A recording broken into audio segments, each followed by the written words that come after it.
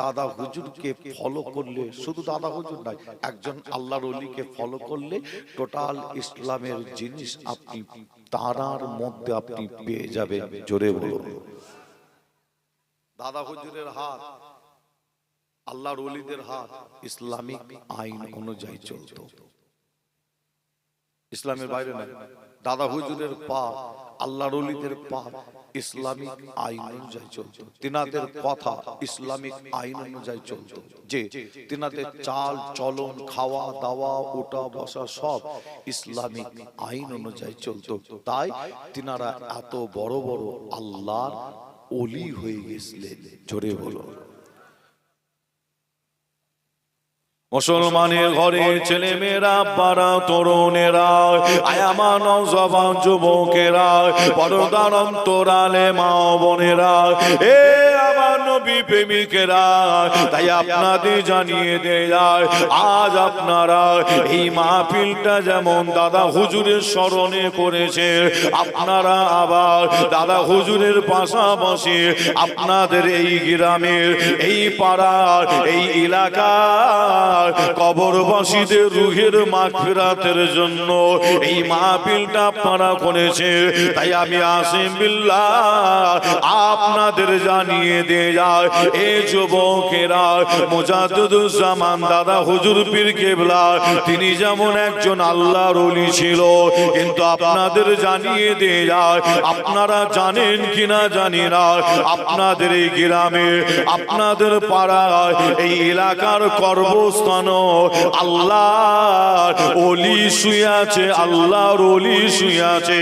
আপনারা মনে রাখবেন, আপনাদের জানিয়ে দিয়ে যায়, আপনারা জানেন কিনা জানি না, এতটুকু বলে দিয়ে যায়, আপনাদের গ্রামে, আপনাদের পাড়ায়, আপনাদের এলাকার, আপনাদের গ্রামের কর্মস্থানে আল্লাহর ওলি শুয়ে আছে। যদি বলেন ভাইজান আপনি বললেন কিভাবে, তাহলে আমি আসিম বিল্লাহ বলি, হাতে কোদাল আপনি নেন, হাতে কোদাল নিয়ে আপনাদের গ্রামে পাড়ায় কর্মস্থানটা একবার চলো, আপনি কর্মস্থানে গিয়ে আপনি দেখার দাদা হুজুরের হাতে হাত দিয়া মানুষ, দাদা হুজুরের হাতে হাত দিয়া মানুষ, ওই ব্যক্তির কবরটা একবার দেখার। এ যুবকেরা, আমার মুরব্বী চাচা জানেরা, তাই আমি আসিম বিল্লাহ বলি, আপনাদেরও দাদু দাদু দাদু দাদু এরাও কিন্তু আল্লাহর ওলি ছিল, এরাও কিন্তু আল্লাহর ওলি ছিল। আমরা অনেকে চিনতে পারি না। এ নবী প্রেমিকেরা, দাদা হুজুরের হাতে হাত দিয়া মানুষের কবরটাকে যদি আপনি কোদালে করে যদি খুঁড়ে ফেলে, আপনি খুললে দেখতে পাবে আল্লাহ আজও পর্যন্ত তিনার লাশকে আল্লাহ কবরে আল্লাহ টাটকা রেখে দিয়েছে। আরো জোরে বলুন সুবহানাল্লাহ।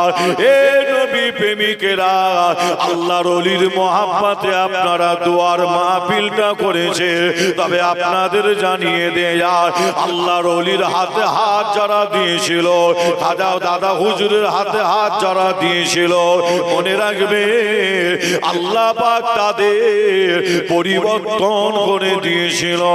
এ যুবকেরা, তাই আপনাদের কাছে একটা নাম বলে দিয়ে যায়, আপনাদের কাছে একটা নাম বলে দিয়ে যায়, যিনার নাম ছিল প্রতাপ চন্দ্র সেন, যিনার নাম ছিল প্রতাপ চন্দ্র সেন। বাড়ি ছিল বাংলাদেশের জমিনে, কিন্তু আমার আপনার ঘরের সন্তান ছিল যে না, আমার আপনার ধর্মের ঘরের মানুষ ছিল যে না, নাম ছিল প্রতাপ চন্দ্র সেন। এ যুবকেরা, আল্লাহকে আল্লাহ বলে, নবীকে নবী বলে ঈমান এনে কলমা পড়ে মুসলমান হয়েছিল। এ যুবকেরা, লাখপতি ঘরের সন্তান ছিল।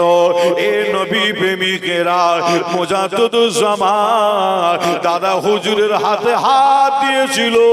এই হাতে হাত দেওয়ার পরে তিনার নাম হলো সুফি আব্দুল মোমিন নাম হয়ে গিয়েছিল। আরো জোরে বলুন সুবহানাল্লাহ।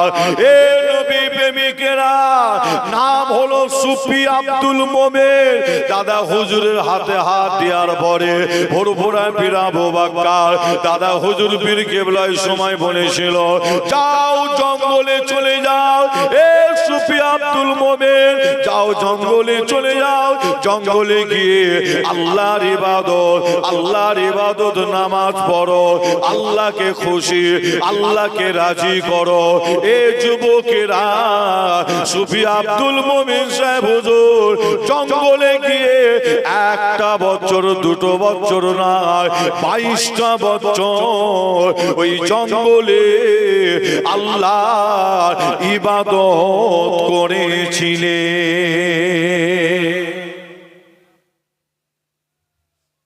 22 বছর। কত বছর? আল্লাহর ইবাদত করে 22 বছর পরে জঙ্গল থেকে যখন বার হয়ে ফুরফুরা দরবার শরীফে যাচ্ছে,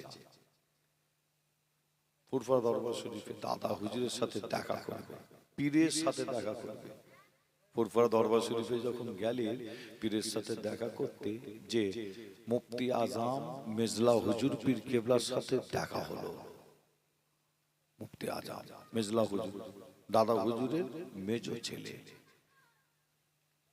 এখানে আমার অনেক চাচা বসা আছে, মেজ হুজুরের হাতে হাত দিয়েছেন, অনেকে দেখেছেন, যুবক ভাইরা অনেকে দেখেছেন। দেখেন আল্লাহ जिनाके एलेमे दरिया एलेमे सागर करेছিলেন, জোরে বলুন সুবহানাল্লাহ। দাদা হুজুরের 5টা ছেলে, কটা ছেলে? 5টা। আল্লাহ 5টা গোলাপ ফুল করেছিলেন, আর এক এক ফুলে আল্লাহ এক এক রকম খুশবু দিয়েছিলেন। জোরে হবে না? মুফতি আজম মেজলা হুজুরকে আল্লাহ এলেমের দরিয়া এলেমের সাগর করেছিলেন। আবার 9 হুজুর পীর কেবলা जिनार नाम छिलो मादाজ্জাত আল্লাহর ওলি বলা হতো, তিনার নাম ছিল কি? নাজমুস শাহাদাত। কি নাম ছিল? 9 হুজুরের নাম নাজমুস শাহাদাত। जिनाके বলা হতো মায়ের পেট থেকে আল্লাহর ওলি হয়ে পৃথিবীর জমিনে এসেছেন, মায়ের পেট থেকে। 9 হুজুর পীর কেবলা যখন পৃথিবীর জমিনে জন্ম নিয়ে আসেন না, এই জন্ম নিয়ে আসার পরে তিনি লড়ে না, চড়ে না, চোখ খুলে তাকায় না। বাড়িতে একটা কান্নার রোল পড়ে গেল মহিলাদের মধ্যে, সকলে কাঁদে, কান্নার রোল। মরা ছেলে হয়েছে এই বলে কাঁদে, মরা ছেলে হয়েছে। দাদা হুজুর পীর কেবলার স্ত্রী আমাদের পীর আম্মা জান, তিনিও চোখের পানি ফেলে ফেলে কাঁদে। আমার আপনার পীর মুজাদ্দিদুল জামান দাদা হুজুর পীর কেবলা ওই সময় বলেছিলেন কি জানেন? বলেছিলেন যে কেঁদো না। আল্লাহর ওলি দাদা হুজুর পীর কেবলা বলছেন যে কেঁদো না, আল্লাহ আমাদের সন্তানকে জিন্দা অবস্থায় পৃথিবীর জমিনে পাঠিয়েছে। জোরে বলো। দাদা হুজুর পীর কেবলা রহমাতুল্লাহ আলাইহি দুটো কথা আপনাদের কাছে বলছি, অসুবিধা হচ্ছে কি? যে দাদা হুজুরের কথা এই কারণেই বলছি, আপনারা এই মাহফিলটা করেছেন, পোস্টারও লেখা আছে মুজাদ্দিদুল জামান দাদা হুজুর পীর কেবলা রহমাতুল্লাহ আলাইহির স্মরণে ইসালে সওয়াব, তাই তো নাকি? এবং এলাকার গ্রামবাসী কবরবাসীদের রুহের মাগফিরাতের জন্য দোয়ার মজলিস। তা আমি আসেন বিল্লাহ পিরাই জলসা মাহফিলে গিয়ে আগে জিজ্ঞাসা করি কমিটির ভাইদের, আপনারা যে জলসা মাহফিলটা আজকে দিচ্ছেন উদ্দেশ্যটা কি? একটা উদ্দেশ্য থাকে না? অনেক সময় ব্যানার হয় দেখবেন বিশ্ব নবী দিবস উপলক্ষে, হয় না? আবার অনেক সময় দেখবেন ব্যানার হয় ছেলেরা করে, গ্রামবাসীরা ব্যানার হয় কি? আওলাদে রসুল ইমাম হোসেন হুজুর হাসান হুজুরের স্মরণী ইসালে সভা, হয় না? আবার অনেক সময় দেখবেন ব্যানার হয় বড় পীর আব্দুল কাদের জিলানী হুজুরের স্মরণে ইসালে সভা। যে আবার অনেক জায়গায় ব্যানার হয় কি ব্যানার? খাজা মঈনুদ্দিন চিশতি আজমিরি হুজুরের স্মরণে ইসালে সভা, তাই তো নাকি? বিভিন্ন রকম ব্যানার হয়, হয় না? আল্লাহর ঘর মসজিদকে কেন্দ্র করে দোয়ার মজলিস, তাই তো নাকি? মাদ্রাসাকে কেন্দ্র করে দোয়ার মজলিস, যে এক একটা গ্রামে পাড়ায় বিভিন্ন রকম ব্যানার হয়, আর আমি আসেন বিল্লাহ চেষ্টা করি সেই ব্যানারের অনুযায়ী কিছু আলোচনা রাখা। তাই মুজাদ্দিদুজ্জামান দাদা হুজুরের স্মরণে ইশালে সওয়াব করেছেন যে আমি আসেন বিল্লাহ আপনাদের কাছে দুটো কথা বলে যায়, এবং আমার আল্লাহ তিনি নিজে বলছেন আমার ওলি বান্দাদের নিয়ে তোমরা আলোচনা করো। জোরে বলো। আল্লাহ তিনি যখন নিজে বলেছেন আমাদের আলোচনা করতে বা শুনতে অসুবিধা আছে? অসুবিধাটা যেনাকে বলা হতো মায়ের পেট থেকে আল্লাহর ওলি হয়ে পৃথিবীর জমিনে এসেছেন, তিনার নামটা কি? নাজমুস শাহাদা, তাই তো নাকি? হুজুর পীর কেবলা দাদা হুজুর বলছে কেঁদো না, আল্লাহ আমাদের সন্তানকে পৃথিবীর জমিনে জিন্দা অবস্থায় আল্লাহ পাঠিয়েছে, কিন্তু বাড়ির মহিলারা শোনে না, লড়ে না, চড়ে না, চোখ খুলে তাকায় না। দাদা হুজুর পীর কেবলা ওই সময় করলেন কি জানেন? একটা খলিফার নাম ধরে ডাক দিলেন।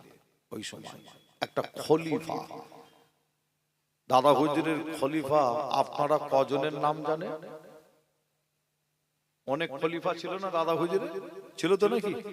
আমরা বেশি সময় বেশি টাইমে একজনের নাম একটু বেশি শুনি, তিনার নাম হলো কি?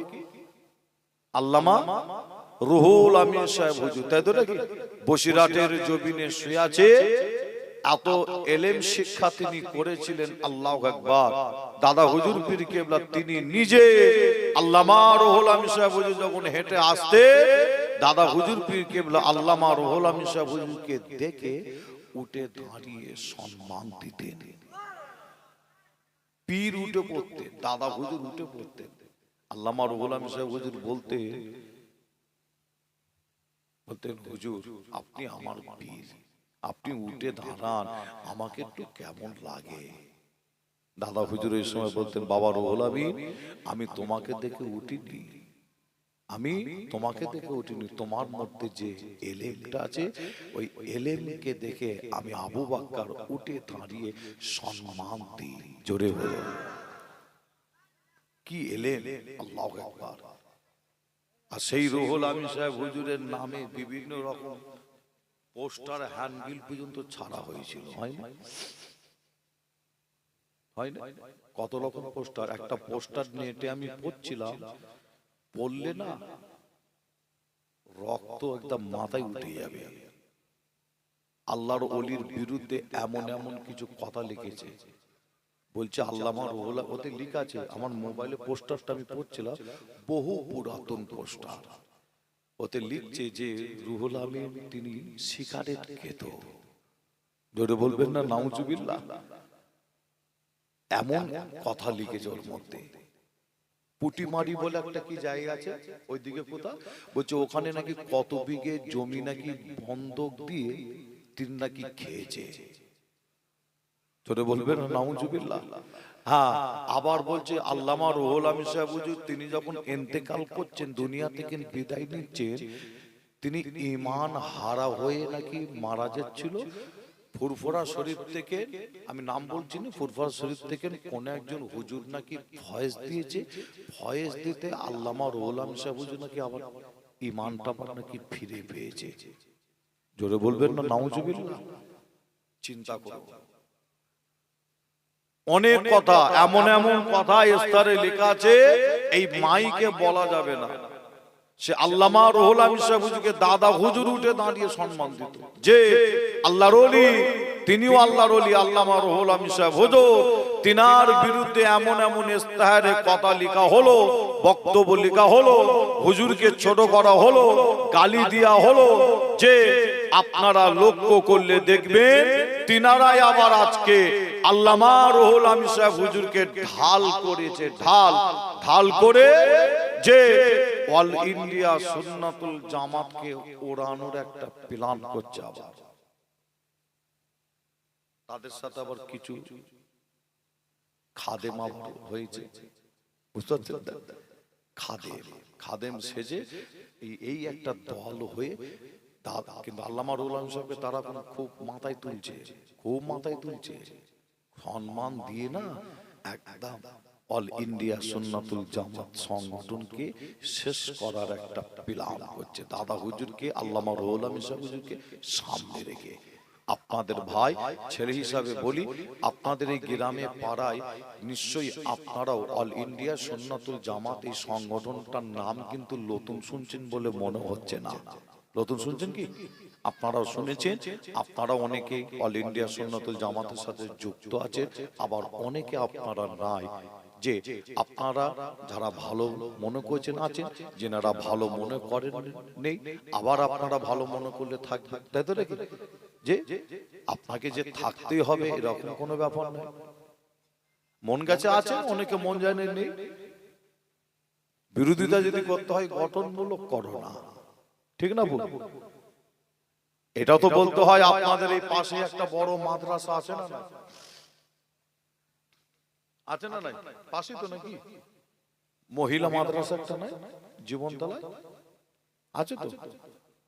দেখে এখানে শুধু নয়, সারা পশ্চিম বাংলায় দাদা হুজুর, পাঁচ হুজুর এবং দাদা হুজুরের খলিফাদের পরে আমি আসিম বিল্লাহ যতটুকু আমি যে খবর নিয়ে তথ্য নিয়ে আমি পেয়েছি, দেখেছি, বর্তমান সময় অল ইন্ডিয়া সুন্নাতুল জামাত এত মাদ্রাসা তারা করেছে, শিক্ষার ব্যবস্থা এত করেছে, শুধু মাদ্রাসা নয় উন্নত মানের শিক্ষার ব্যবস্থা এত করেছে, ছেলে এবং মহিলাদের, বাচ্চাদের, বুড়োদের জন্য এমন এমন জায়গায় গিয়ে শুনেছি বয়স্ক ব্যক্তিদের জন্য শিক্ষার ব্যবস্থা করেছে।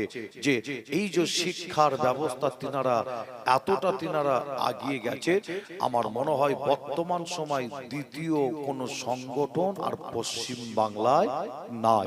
যে তবে এতটুকুনি বলে যাব যে প্রত্যেক মানুষের চলাফেরা, কথাবার্তা বলতে কম বেশি প্রত্যেকের ভুল থাকে, তাই তো নাকি?